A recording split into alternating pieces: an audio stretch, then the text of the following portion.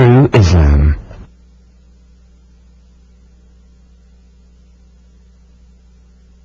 Myth. In the name of Allah, the Compassionate, the Most Merciful.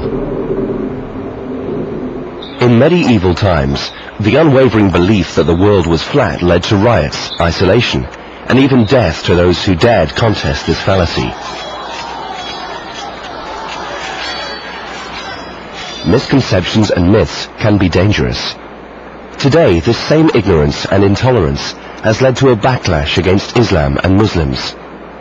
Unfortunately, Muslims and Islam have been introduced to the Western civilizations and to the common people and the scholars through tragedies and wars. The Islamic religion has been hijacked by the terrorists. And we have to be very careful not to come to label the Muslims as terrorists, because that's not true. Not in the history, not today. Contention and debate surround images of jihad and perceptions of the role and status of women in Islam. Since the tragic events of September the 11th, the most prevalent myth about Islam is that it encourages violence. Many scholars, politicians and media repeatedly associate Islam with terror. Islam is a peace-promoting religion and takes a strong and clear stand against the killing of non-combatants. According to the Quran, the holy book of Islam,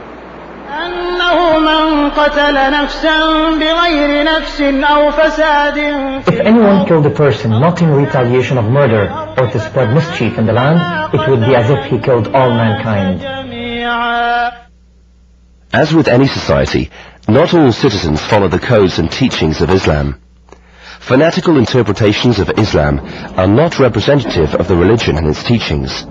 The actions of a militant few can in no way represent the beliefs of over 1 billion people.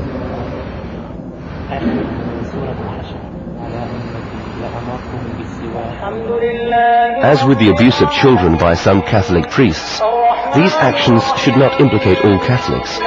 Those who claim to kill or harm innocent civilians in the name of Islam are not true Muslims. There is much misunderstanding of the term jihad, often misinterpreted as holy war. Holy war is a Christian concept, not a Muslim concept, developed during the Crusades in the Middle Ages. Now jihad means literally to do your best, and therefore there is jihad in terms of thinking, there is jihad in terms of action. No, it has taken a particular view, meaning a military action against the other, but it doesn't have to be. And the highest form of jihad is jihad of the self, that is self-control. Concerning jihad for the sake of Allah, jihad is not only practiced by the sword, or pistols, or cannons, or planes. Jihad is also practiced with the pen, with the tongue, through the advice one gives, or a lecture, and even through charity to other Muslims. There are many kinds of jihad. As stated in the Holy Quran, permission is given to fight those who are fought against, because they have been wronged, and surely Allah is able to give them victory. Many more misconceptions about Islam relate to women. Wearing the veil is a requirement on all Muslim women, and the Quran commands it. What you don't see is what you don't want. And the thing is that we have to understand that it's not oppression that we're making our women cover. Because when she's at home, she's not, it's not like she's all covered. It's only when she's out in the street. How many people actually really, although it's common in the West, for people to, shake other men's wives' hands and to dance with other men's wives and to hug other men's wives.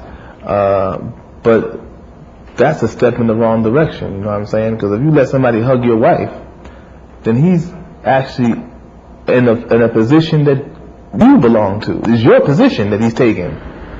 Following this requirement is, however, a woman's personal choice, not that of her husband or father as believed.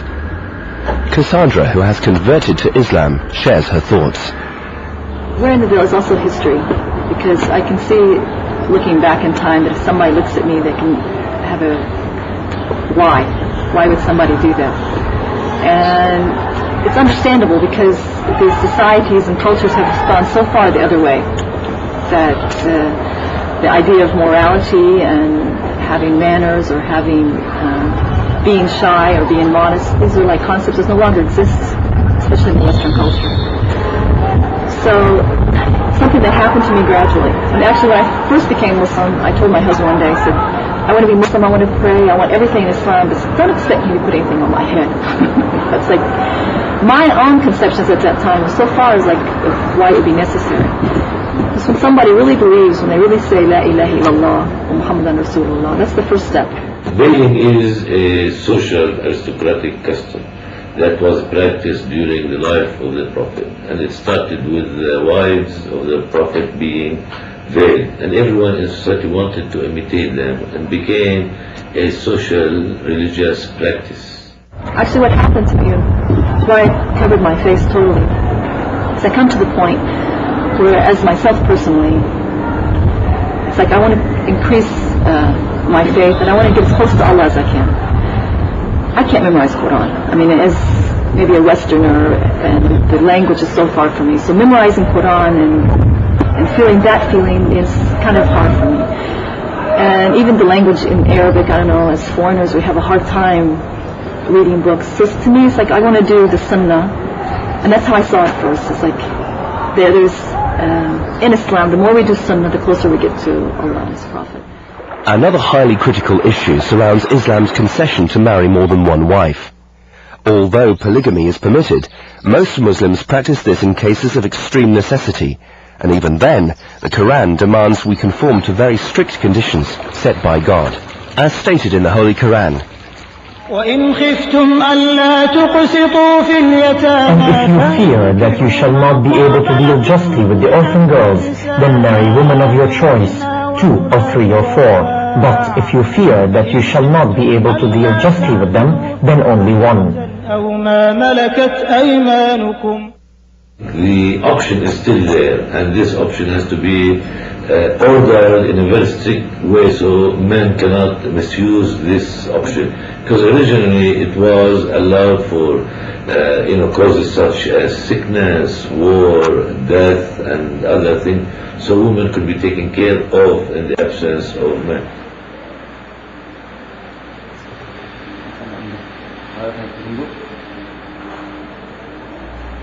today the practice is not so common. Yasmin explains. I respect polygamy, of course, but I wouldn't choose it for myself. When I got married, I asked my husband to write it in the contract because it's my right to do so. I asked him to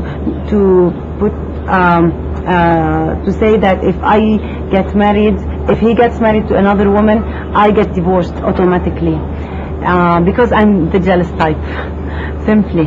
But I respect it because there are situations where it is very important, like at times of war, times of when there is an increase in women and a decrease in the number of men, etc. There are specific times when the woman is barren, but the men and women love each other, etc.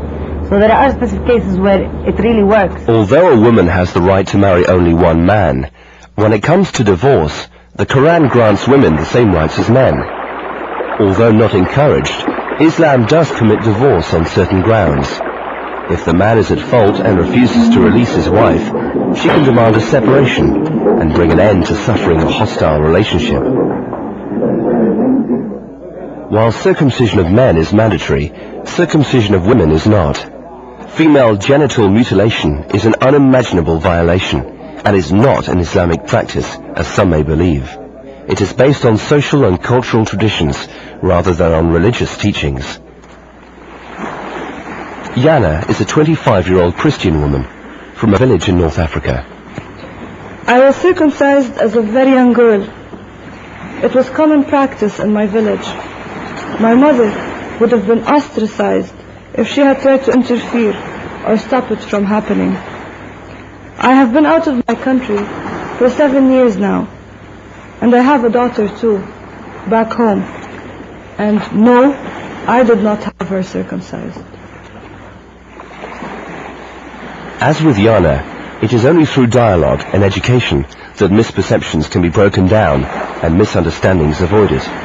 It is only then that differences between cultural, traditional and religious practice can be truly understood. The tearing down of misconceptions is upon each and individual Muslim, each and every Muslim, because in our behavior and in our example in front of people, that's what tears these things